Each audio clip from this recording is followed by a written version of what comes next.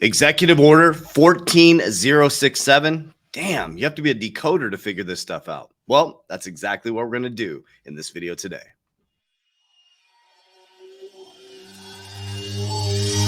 I ain't gonna give in now. I just gotta live this now. I'm gonna be, man, I'ma kill this stuff real quick. I'ma go take it to town, cause I gotta be that king in the ring when I'm knocking them out when I'm back with the win. Cause I am just up on the journey. Just know that I'm just going insane.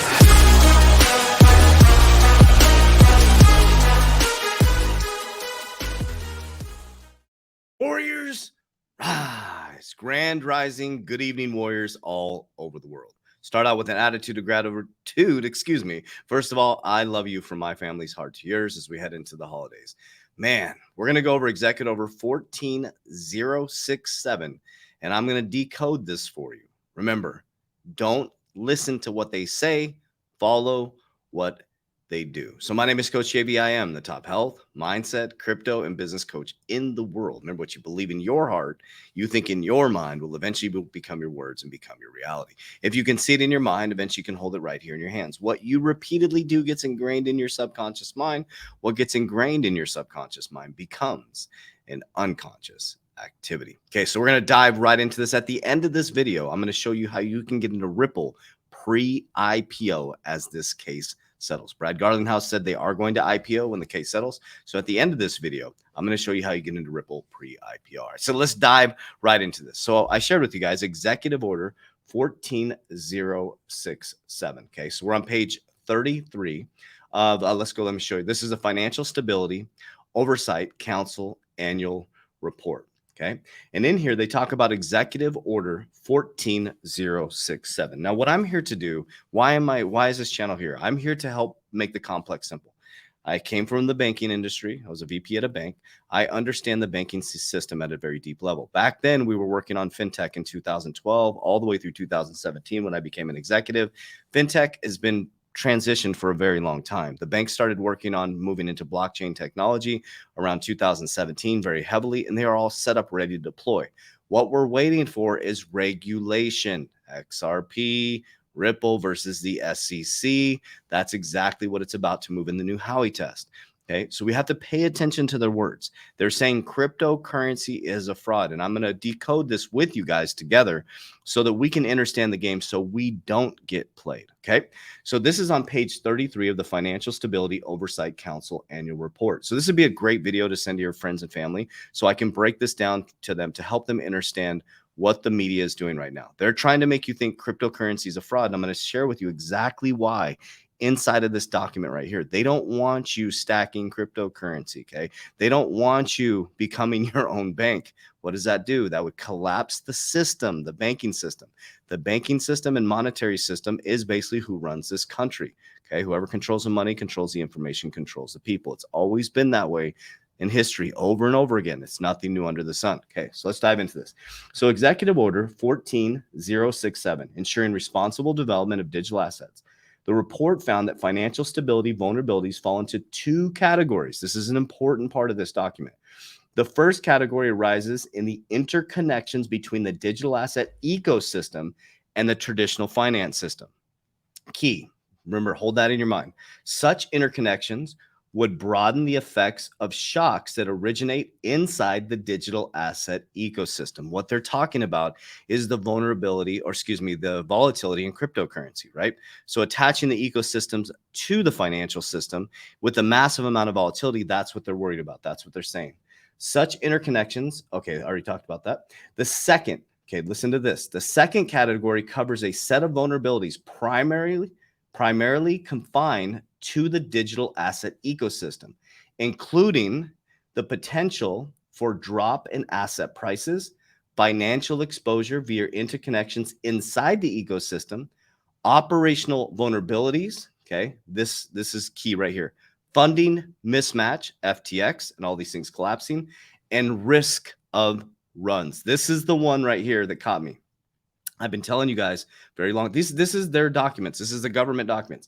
Risk of runs and the use of leverage. So what they're worried about is a bank run. right? So if everybody knew that they could be their own bank, they'd be running to these assets. Now that's what I'm not saying you should be doing, because we don't know what's going to happen with regulation.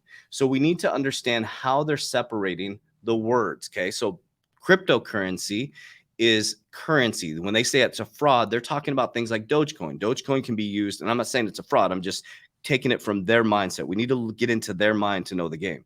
When Jamie Dimon, Goldman Sachs CEO, Goldman Sachs, Jamie Dimon, and BlackRock CEO says that cryptocurrency is a fraud, but blockchain's here to stay. What they're saying is Dogecoin, Bitcoin, anything that can be used as a mode of transferring value back and forth. They don't want that, because what does that do, fam? It takes away them as the intermediary. Okay. But they say blockchain is here to stay. So this is the big thing.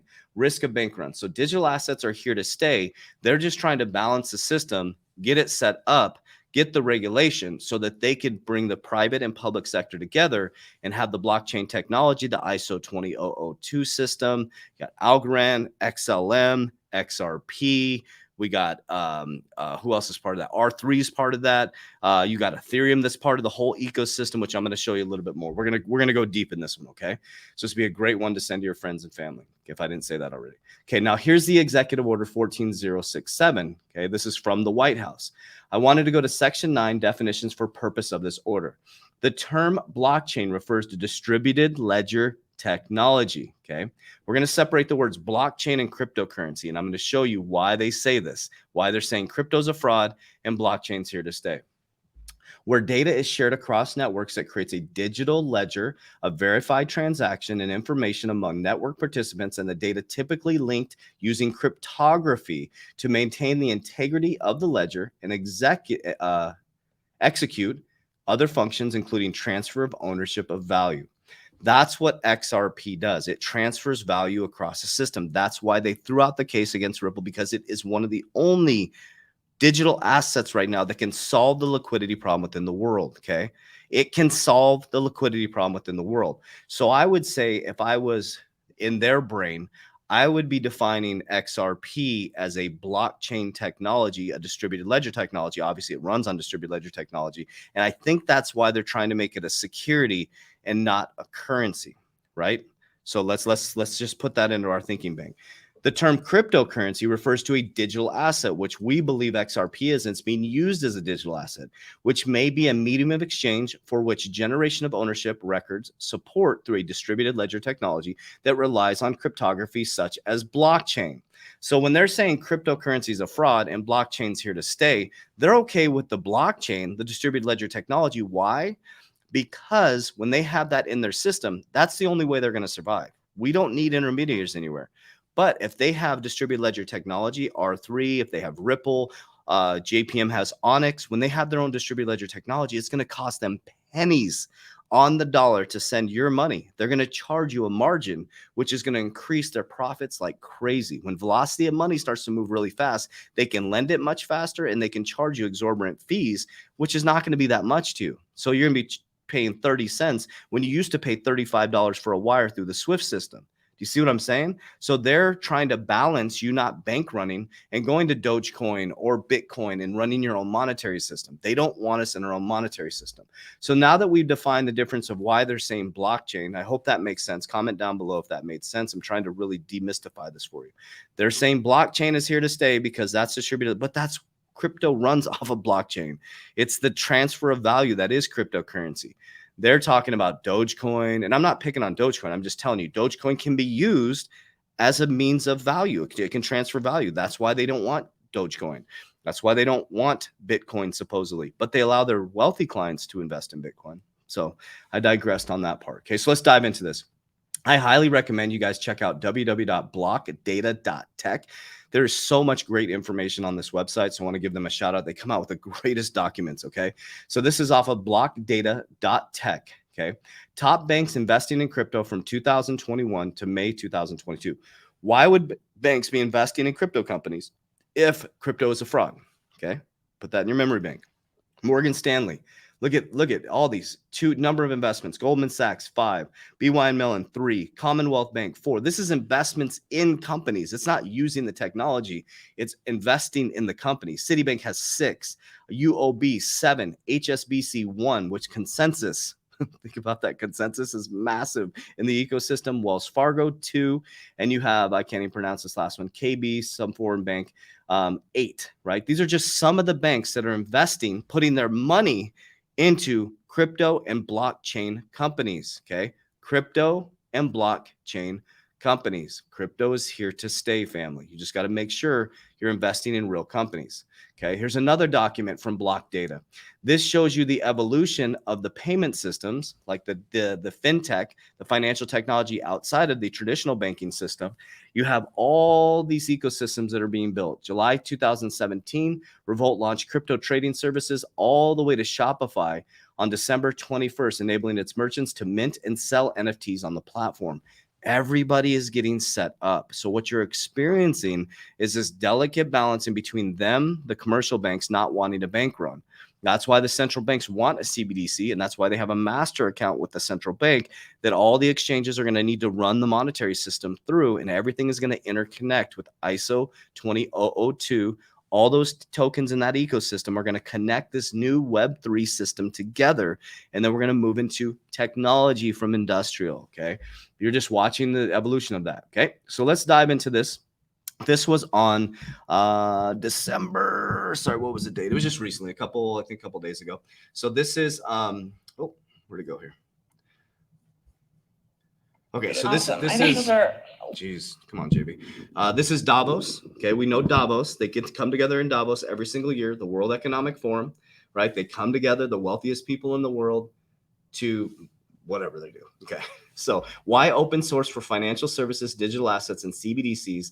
DDP announcement. This is important, okay? I'm going to show you the game. Wonderful principles to keep in mind. And, you know, given what we've discussed today, I would like to share something that we wanted to make an announcement today here at Davos altogether, that our 3 organizations, Hyperledger Foundation, Finos, and Digital Dollar Project, we've really seen this need for open collaboration, open development in the central bank digital currency space and the research and projects that are happening. Okay, let that sink in. At Davos, World Economic Forum, 3 huge organizations are coming together around the CBDC, and private and public sectors coming together. Well, I'm going to show you the interconnections with that as well.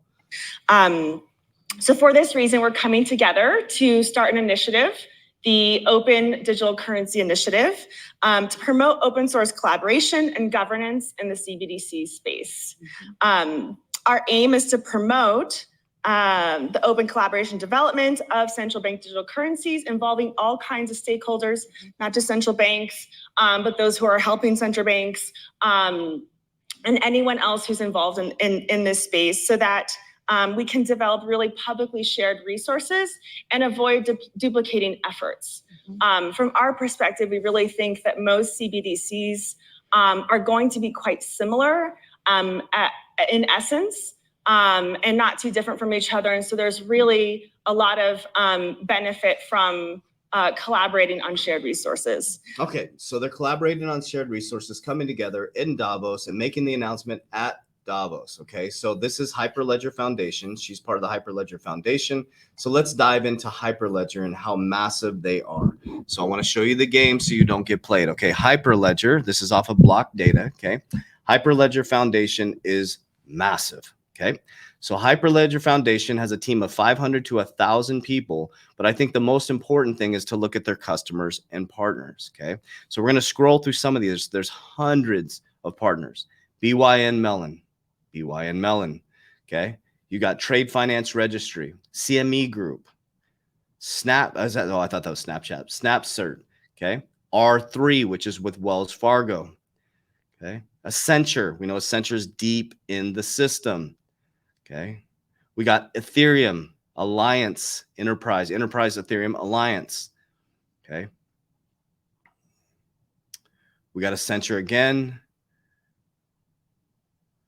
There's going to be some more. Ripple Labs, IBM, It just goes on and on. Okay. This is all being connected behind the scenes, family.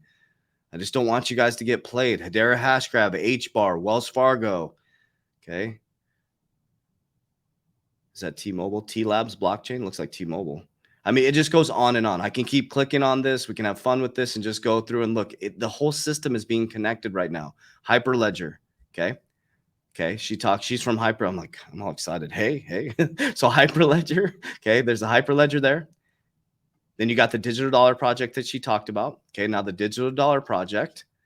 Okay. This is a digital dollar project. So they are working to move in the digital age, right? Chris, I can't pronounce his name. He came from the U.S. Commodities Trading Commission, the CFTC. Okay. And he's the co-founder of the Digital Dollar Project. Okay. And this is their initiative that they're building out. Hyperledger Digital Dollar Project, announcing the Open Digital Currency Initiative. Fam, it's all being connected. And I just hope that this stuff helps you guys decipher what they're talking about when they say cryptocurrency is a fraud. Why Jim Cramer, the talking head, is telling you that cryptocurrency is a fraud. Jim Cramer was telling you Bitcoin was the best thing since sliced bread. They're literally just talking heads. They're just parroting information, right? We know there's a group of people, whatever. We're not even going to get into that part. These are facts, figures, numbers, logic that we can look at to make informed decisions. So basically, what you're looking at, you're investing in companies, not crypto. Warren Buffett style. Warren Buffett, when he was 12 years old, studied stocks. Okay. I actually just ordered the book and I got it coming from Amazon today. The book that he read, I can't remember the name of it, but I'll show it to you guys this next couple of weeks, is he read a book because he was investing in stocks, trying to pick stocks. He read a book and he switched to picking companies. And so I took that into crypto. I invest in companies. I don't invest in crypto. Okay. I don't invest in that. I'm not trying to play the market up and down. I'm investing in companies. I'm a long-term holder, and that's how you build generational wealth. Okay. Now, Link2, which is a partner of our channel, they've supported our channel. We thank them so much. Link2 is not a cryptocurrency. It is not an investment. It is a platform where you can go to make an informed decision on getting into companies pre-IPO. That's where the money is made in investing. It is not an investment. It is not a cryptocurrency. It is a platform where you can make informed decisions. You do have to be an accredited investor. Okay, so you can dive into being an accredited investor. It's a resource for you to look at, but you can get into Ripple pre-IPO. You can also get into Polysign pre-IPO. So Ripple, Polysign. So we know that David Schwartz, I think he's the founder of Polysign. Is I'm speaking the same person? Yeah, right person. David Schwartz. So he's part of Ripple. He started Polysign. These are the two top sellers on there. You have Uphold. So these are things where you can make informed decisions. So even if you're not an accredited investor, it really gets you into the right mindset as you surf around the website. These are things that I did when I was building into wealth and financial freedom is I started to understand the acumen, right, of what an accredited investor is, how to make these types of investments. What books do wealthy people read? You have to understand how to create money, okay, and then grow that money. It's very simple. Long-term fundamental portfolios. That's all you need to focus on. None of this get rich quick shit. We got to get out of that mindset. That's how we get wrecked, okay? Starting to study the wealthiest people in the world, they own land, right? So that's something we want to start to look at in the future. I'm literally just taking you guys through my awakening. You guys know I was on my parents' couch 3 years ago, and I've gotten to the point where, we have equity in multiple companies. We have financial freedom now, and now we're building into generational wealth. And what does that mean for me when I say that? I'm following patterns that are going to help when I pass, that they will pass down to my kids. Things like leveraged life insurance, business, legacy. I just sold equity and part equity in one of my companies and deployed that capital. I was on my mom's couch 3 years ago. I just started studying how wealthy people work. I started to follow it. First, I created cash flow. I took that cash flow. I invested in it. I grew it. I took the growth and then I reinvested. And then I started Richest Man in Babylon, right? Then I started companies, and then I was able to get equity in other companies based on my skills. And then through those skills, I was able to sell equity in one of my companies. I was able to deploy that capital. You can do the same exact thing. It's just a step-by-step process that you have to go through to get there. You got to be patient. You got to be persistent. You got to be disciplined. Yeah, that's it. I love you guys. I appreciate you. A lot of message about the private mentorship program. The messages will come out if you're on our email campaign. Will come out on December 26th. It's an interview process. There's only 20 spots every 120 days. So you'll fill out the application. If you get accepted, you'll go into a discovery call. On the discovery call, one of my team members will see if you fit with the program, and then we'll move forward from there. So I love you guys. I appreciate you. As we always say, warriors, Let's get your shit together. Let's go.